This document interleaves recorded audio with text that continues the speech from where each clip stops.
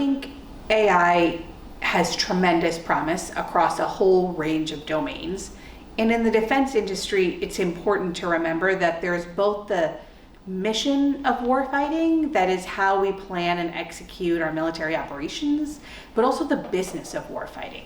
And so you're talking about an $800 billion to $1 trillion budget, 3 million people, more planes than most commercial airlines, more ground vehicles than FedEx, a healthcare system with 9 million beneficiaries, a supply chain 3 times that of Walmart, plus these bases all over the world that need to be ready 24/7 to operate in any contingency, from a humanitarian crisis to a conflict.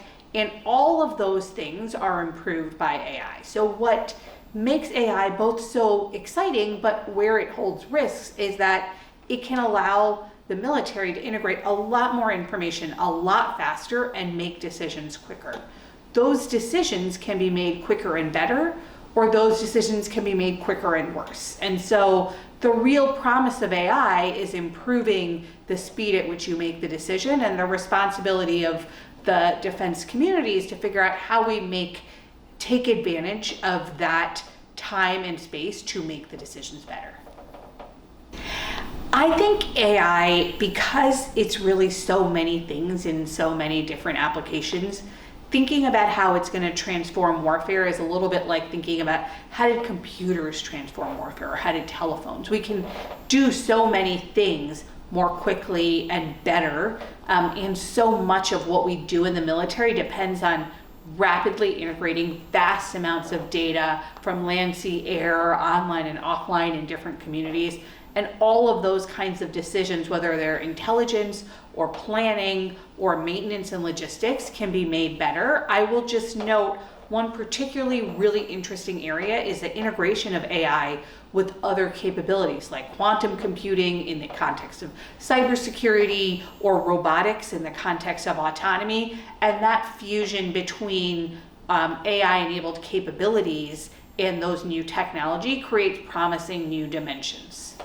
I think AI, in some senses, the breakthroughs just keep happening over and over again. And it's not just one big boom, but a lot of little tiny explosions that taken together are really just breaking apart and letting us put back together the workflows and processes of how we do things. One area I think I'm really interested in seeing how it evolves is these agentic models, the agents that you can talk to and interact with, because those allow a much more natural and human way to leverage the integration and information that AI brings to bear. So when we think about AI-enabled capabilities, we really think of it in this human-machine teaming structure where you're using those AI capabilities to let humans do their jobs better, more efficiently, more effectively. And now they can interact with those AI capabilities in a way that feels very natural and organic to really integrate right into those workflows and get the advantages of those new capabilities a lot easier and faster.